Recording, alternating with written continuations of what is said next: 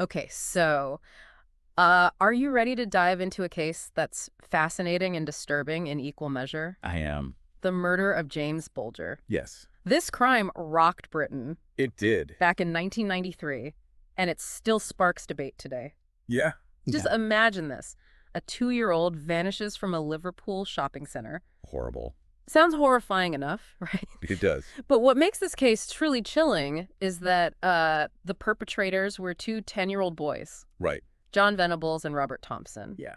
And we're going to be using the article, The Killing of James Bulger, the crime that shook Britain, to explore not just what happened, Okay. but the legal and cultural earthquake that it caused. Yeah. Are you ready for this?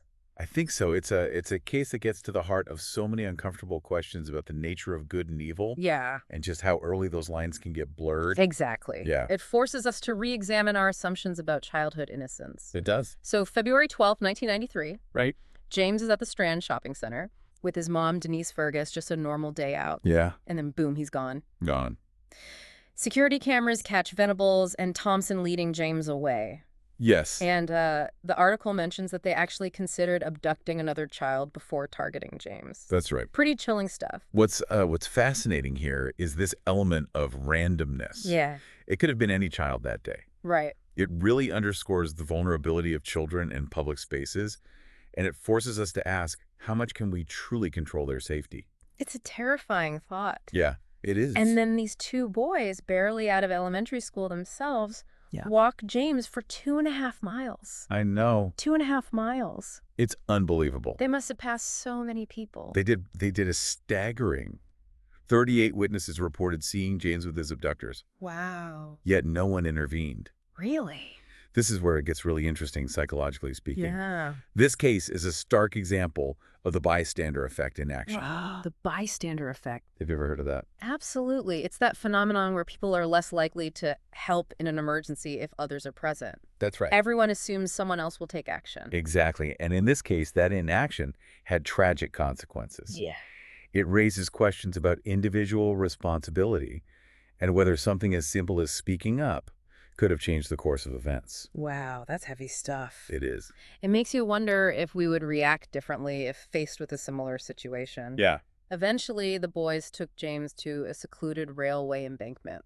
Right. This is where the details become really tough to hear. Yes. It was a brutal attack. Yeah. They used paint bricks, an iron bar. Oh my God. They even placed batteries in his mouth. It's awful. The level of violence displayed is unimaginable, particularly coming from children so young. Yeah. It challenges our understanding of childhood development and the origins of aggression. It's just horrifying. And then, to make matters worse, they tried to stage the scene to make it look like an accident, leaving James on the railway tracks. They did. The investigation was massive.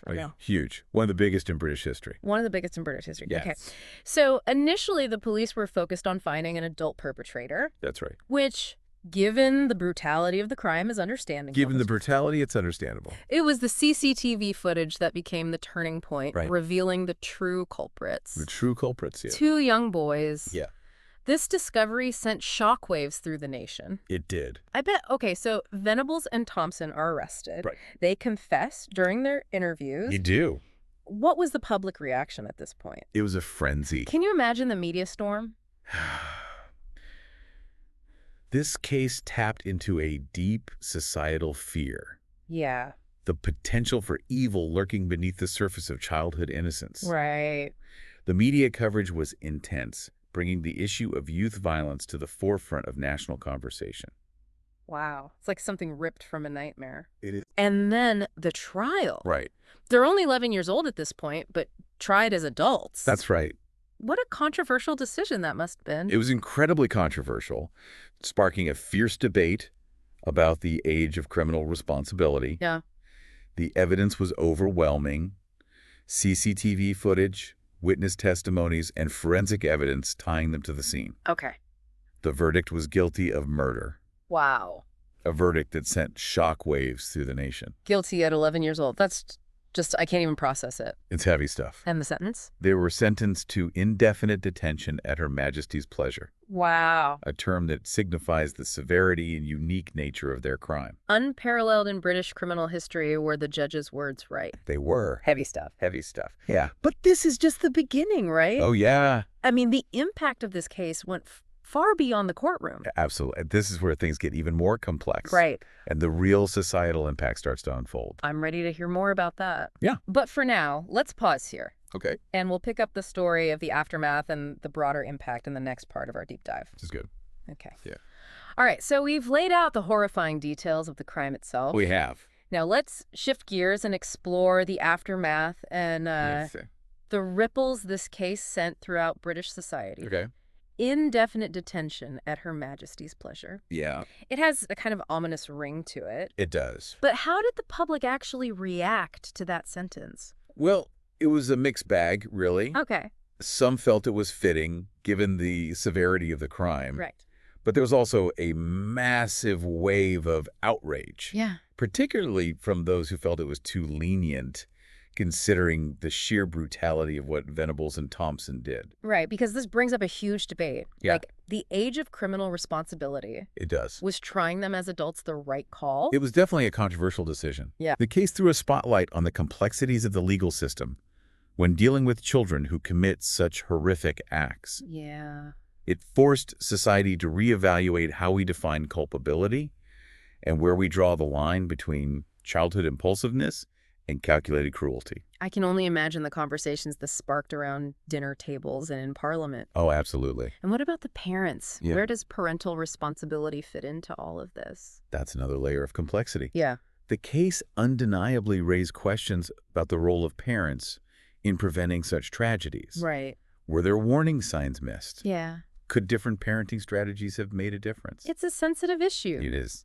But one that couldn't be ignored. Couldn't be ignored, no. Absolutely. And then there's James's family. Right. Particularly his mother, Denise Fergus. Yeah. She's become a powerful advocate for victims' rights. She has. How has she channeled her unimaginable grief into action? Denise Fergus has been an incredible force. She's campaigned tirelessly for stricter laws, harsher penalties for child murderers, and greater support for victims' families. It's a testament to her strength and resilience. Absolutely. It's truly inspiring.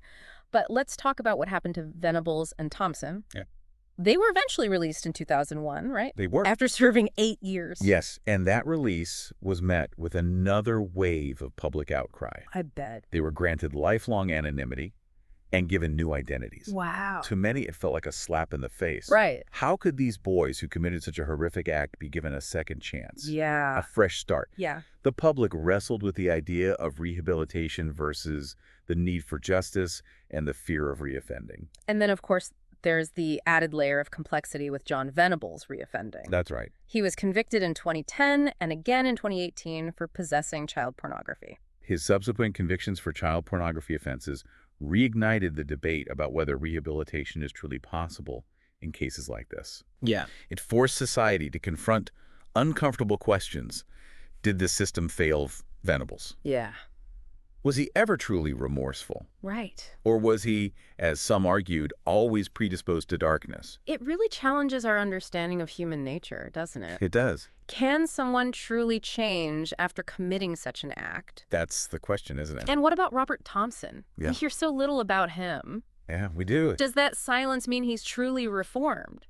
It's hard to say for sure. Yeah. His ability to remain under the radar speaks to the effectiveness of the anonymity system. Okay.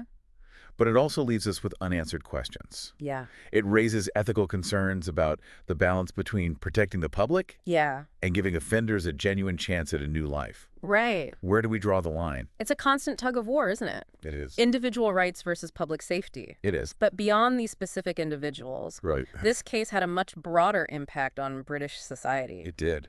Can you talk about that? Absolutely. Yeah.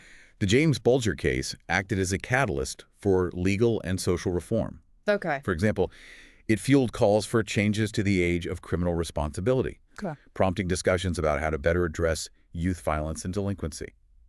So a real turning point in how society viewed children and crime. Yes. And the media played a huge role in this, right? Huge. I mean, the coverage was intense. The media coverage was undoubtedly a major factor in shaping public opinion. Yeah.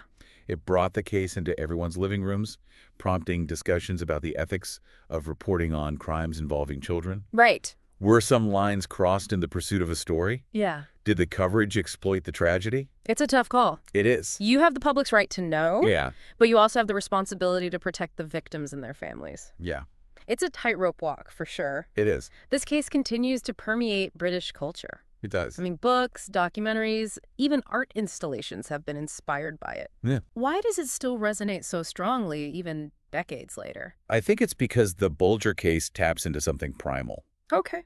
A deep-seated fear about the vulnerability of children and the potential for darkness, even in the most unexpected places. Yeah. It forces us to confront uncomfortable truths about human nature and the fragility of innocence. I feel like we've only scratched the surface here. We have. There's so much more to unpack. There is, and that's the power of this case. Yeah. It keeps us asking questions, searching for answers, and challenging our assumptions. Yeah. It's a story that stays with you long after you hear it. It's true. This case has so many layers. We've talked about the crime, the trial, the public reaction, the impact on the legal system, even the role of the media. Yeah. But I keep coming back to this idea, like, the James Bulger case isn't just a British story, is it? No, I don't think so. It feels like it has something to say to all of us, no matter where we live. You're absolutely right. This case transcends geographical boundaries.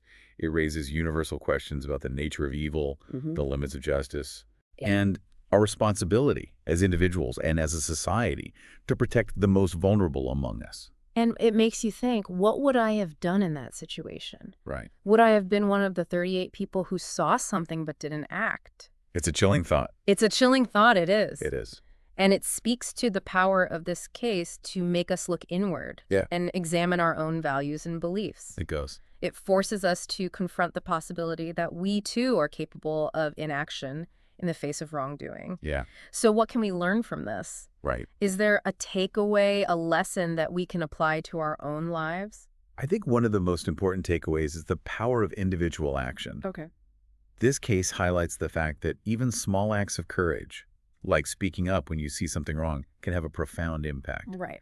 We can't always prevent tragedies, Yeah. but we can choose to be active bystanders, to be the ones who intervene, who raise the alarm. It's about taking responsibility not just for our own actions, but for the well-being of our communities. Absolutely. It's about creating a culture where people feel empowered to speak up and where children feel safe. Exactly. Yeah. It's about recognizing that we all have a role to play Yeah. in building a more just and compassionate world. This deep dive has been intense, to say the least, It has. but it's also been incredibly thought-provoking. Yeah. What stands out to you as the most significant aspect of this case? The thing that you'll keep thinking about long after we're done talking? For me, it's the enduring power of this story to spark dialogue and challenge our assumptions. Yeah. The James Bulger case continues to resonate because it forces us to grapple with uncomfortable truths about ourselves, about the society we live in, Yeah. and about the fragile nature of childhood. It's a case that demands our attention, Yeah. our reflection, Yeah. and ultimately our action. And that's what we hope you, our listener, will take away from this deep dive. Mhm. Don't let this case just be a tragic story that you heard once.